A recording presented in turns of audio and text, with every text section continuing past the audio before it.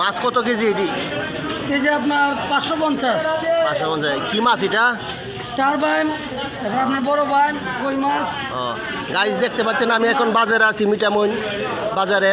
মাছের তারা ব্যায়াম যেটাকে বলা হয়, অনেক স্টার বাইম। স্টার ব্যায়াম যেটাকে বলা হয়।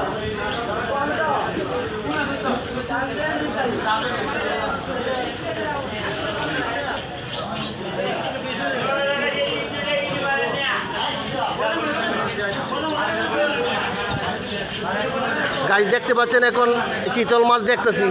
চিতল মাছ কত কেজি? 500 টাকা কেজি না? নদীর মাছ, চিতল মাছ নদীর, অনেক টাটকা।